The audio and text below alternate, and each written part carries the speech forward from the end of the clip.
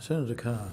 Mr President, I'd like to join with Labor colleagues and other senators in mourning the passing of a great Prime Minister and extending our sympathies to Gough Whitlam's children, Tony, Nick, Stephen, Catherine and their families.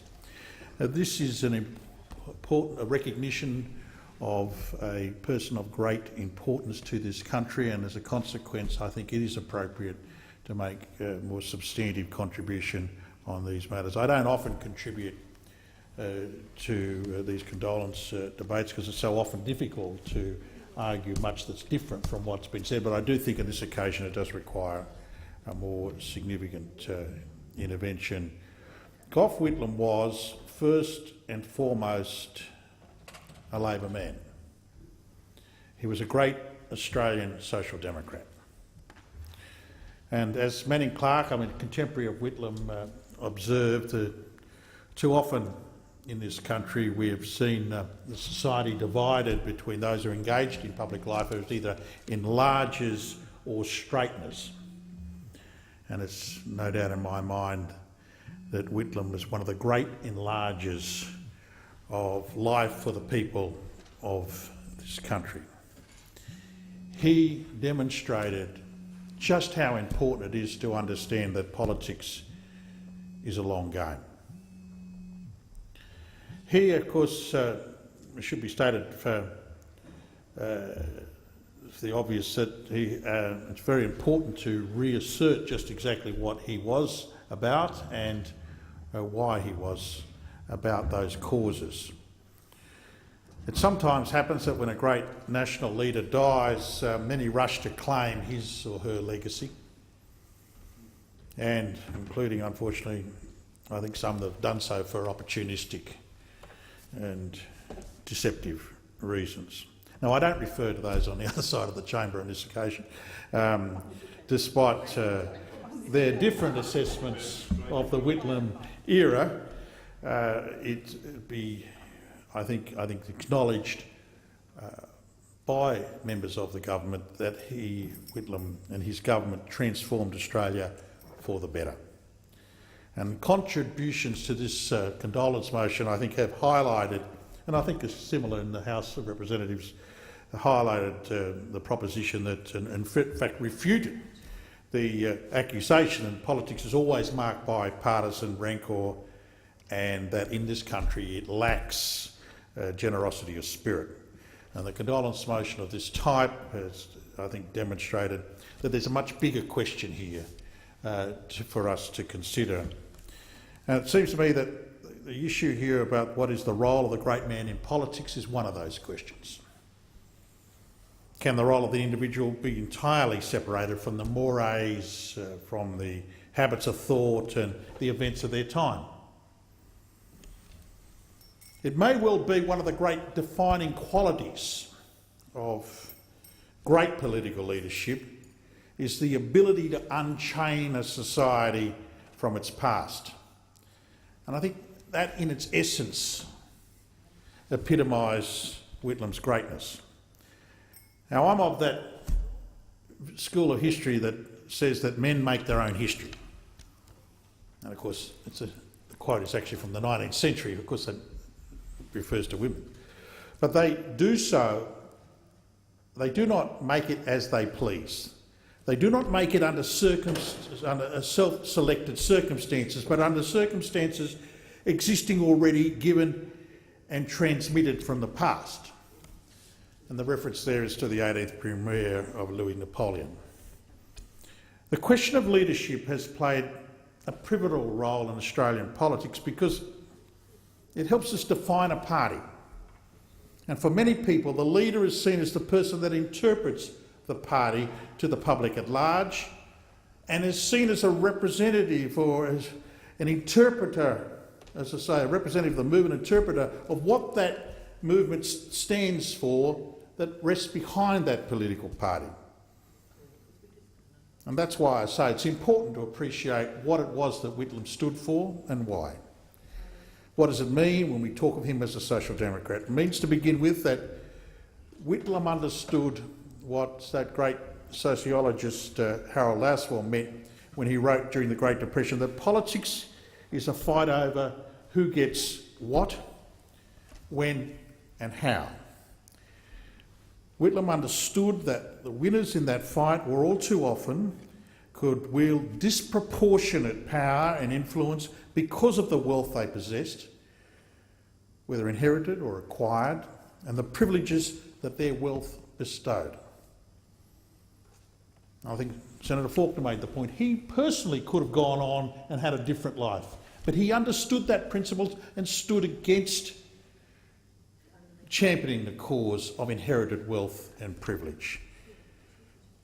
He understood that the only enduring way to overcome the imbalance of power was to create a society where there was a more equal, and that could only be done through democratic political action.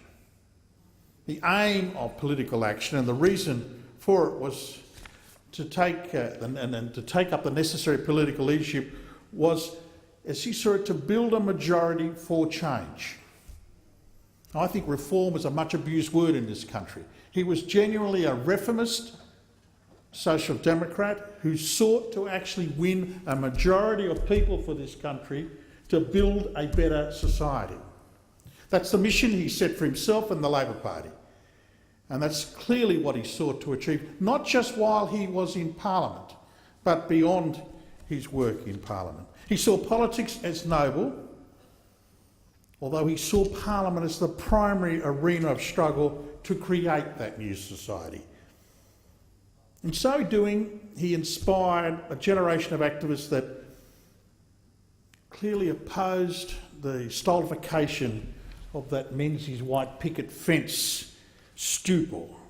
He inspired a generation of activists who were genuinely shocked by the belligerence of those that opposed him while he was in government and who defended entrenched class privilege. Whitlam aggressively advanced the proposition that only the impotent were pure, and he rejected the idea that protest politics in the name of principle was insufficient or was sufficient to achieve social change.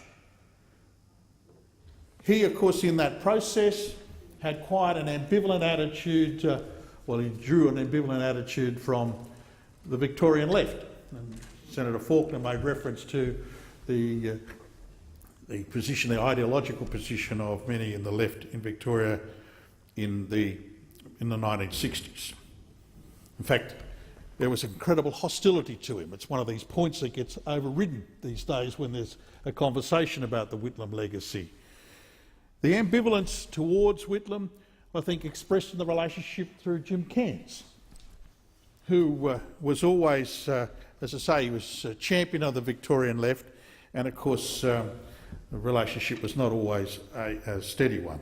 But it is interesting that Whitlam's intervention in 1970 in Victoria helped transform the Labor Party, but also helped transform the socialist left. It's an irony that Victoria went from being the jewel in the Liberal crown to one of Labor's strongest states. And in 1974, there was actually seats won in Victoria, whereas there were seats lost for the Labor Party in New South Wales. It was an equal irony that just before the intervention, the group around George Crawford, who were removed, were replaced in won the presidency of the Labor Party election within 2 years. It is an irony in itself. I think what it has demonstrated, though, that the discussion about what is the role of Labor in that period allowed Labor to enact itself, to reach a view about the importance of enacting progressive legislation so that Labor could be both principled and electable. And those who worked closely with him, and I think Graham Freudenberg is one of those, demonstrated his understanding of politics. He said that he took certain propositions as self-evident. He took the view that the role of government was constructive, positive and benevolent, that the actions of government through Parliament and through the public service was the normal and natural approach for the solution of Australian problems. And so the concept of government being constructive, positive and benevolent has of course been disputed, strongly disputed in some quarters. It's become quite fashionable to sneer at the concept of the role of government, the positive role of government. And they have rejected the notion that democratically elected reforming governments can unshackle the country and can actually be a great liberator of society. And of course that argument seeks to question the value of social democracy and to suggest that somehow or another those that argue this position are only interested in the distribution of wealth and ignore the creation of wealth. Well, that's not the view, I believe, which was a position that Whitlam would have argued, because he suggested that inequality in itself retards economic growth. He argued that was probably the most important factor in limiting the potential of this country. He argued that the greatest spur to growth is breaking down the barriers to opportunity, such as access to quality education, to adequate health care, to the neglect of social infrastructure, to the notion that there was an insufficient income support for those who were blighted by poverty, by unemployment, by family breakdown and by disability. He would argue that the exclusion of people from full participation in the life of the nation because of their gender or because of their status or because they were members of minorities was in itself one of the great causes of our restrictions as a nation. So he argued that social democracy had to set about dismantling these barriers to opportunity. Equality of opportunity was, of course, the refrain that so often demonstrated his argument. And of course he did so, he suggested, by first reforming the way in which the Labor Party itself had to function, had to rebuild Labor's relationship with the Australian people, because it had managed to work itself, Labor under, I think, throughout the period up until his leadership of so many years in opposition, had learned to turn on itself and adopt a position where it essentially was to defend a cul-de-sac of politics. He wanted to see a majority created for change through the party and a modern era of social rights, which he suggested went beyond the idea of liberty, equality and fraternity of the Enlightenment. He argued that social rights such as universal quality healthcare and education and economic justice were absolutely fundamental to Labor's mission, and Whitlam was able to forge that renewed relationship not because he and his colleagues devised the policies necessary to implement change, but because they had a clear vision of what Australia could be if it was able to pursue those policies. So Whitlam led by articulating that vision and by others and inviting others to share it with him. Now, this was a view that rejected the doctrine of individualism, which of course is now seen so closely identified with the neoliberalism, and which at the time was championed by those known as the New Right. Whitlam argued that economic individualism encouraged selfishness and social conflict. He argued against the conservative view that individualism should, on the other hand, be suppressed by the requirements of social order. He took in fact quite strong libertarian views on moral issues, arguing that the state should stay out of the bedroom. This was an argument that suggested that collective responsibilities required society to meet the challenges of injustice as a means of securing prosperity and cultural enlightenment. Now, this was a vision which was set out in many great and now famous speeches. It's extraordinary the number of his speeches that have become popular and understood more widely than the immediate audience. He delivered these speeches, of course, with great verve and with wit and with an erudition that he always wore so lightly. But those speeches have often been cited, well, they have, in fact, many of them have been cited in the last week, and I think it's worth going back to a couple that should be better known. In December 1973, he gave a speech in Ballarat on 3rd of December 1973 on the occasion of the unveiling of the newly restored Eureka flag. Whitlam said, "The kind of nationalism that every country needs is a benign and constructive nationalism that has to do with self-confidence, with maturity, with originality, and with independence of mind." He said, "If Australia is to remain in the forefront of nations, if it is determined to be a true source of power and ideas in the world, a generous and tolerant nation respected for its tolerance and generosity, then I believe that something like the new nationalism must play a part in our government and in the lives of all of us." Now, 40 years later, those words could still serve as a measure of what we do here in this Parliament, both as a challenge to do it better and perhaps as a reproach for the ways in which we have failed to do it as well as we should. We should ask ourselves, in the past 4 decades, has Australia become a more generous and tolerant nation, respected for its tolerance and its generosity? As a nation marked by self-confidence, as a nation, do you think we are in fact marked by our attitudes of self-tolerance, of maturity, of originality and independence of mind? Now, Whitlam wanted Australia to be the best that it could be.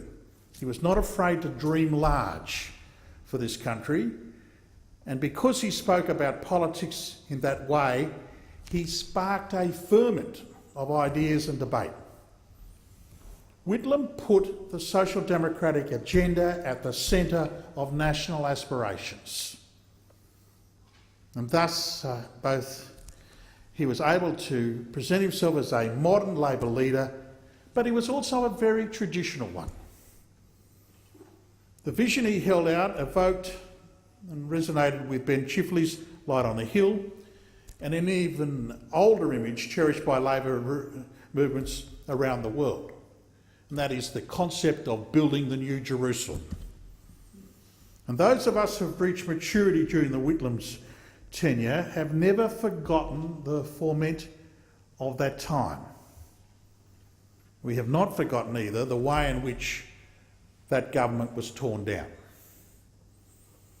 In 1975, at the age of 20, I watched with horror as the Whitlam government was dismembered by the ferocious Conservative assault, cheered on and orchestrated by extraordinarily hostile media, particularly the Murdoch press.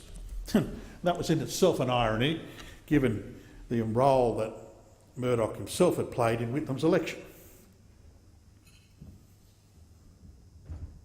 And in that period, after that 74 election, it was a turning point for me in terms of what is a lifelong commitment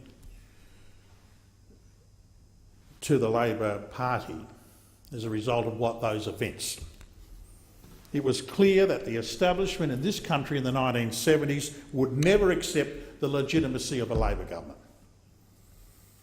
It was the Senate leader of the Liberal Party, a man that had the self-styled title of the toe-cutter, Senator Reg Withers. He argued that the election of the Labor government was in fact an aberration. And in that view, it demonstrated, in his mind, the justification for the shredding of democratic and parliamentary conventions. And as I say, for me, that is an experience was a catalyst for our subsequent involvement in the Labor movement. Much of Gough Whitlam's achievement as Prime Minister has not been torn down, and it remains part of the national framework of this country. And young Australians becoming full citizens at the age of 18, no longer being conscripted for military service, that I think is something that we'd all suggest that Whitlam personally can be very proud of. Indigenous Australians who still suffer great disadvantage, but we no longer avert our eyes from it by doing nothing. And this is because of Gough Whitlam. Family law is no longer a means of publicly and making and contesting bitter accusations of fault. And this is because of Whitlam. And it's inconceivable that gender could ever again be used to justify discrimination in employment or other areas of life. This too is because of Whitlam. But as the Prime Minister noted in his speech on condolence in the other place, some of Whitlam's greatest legislative achievements are as contested now as they were in 1975. Now, Mr Abbott didn't specify what he meant, but I don't think he really had to.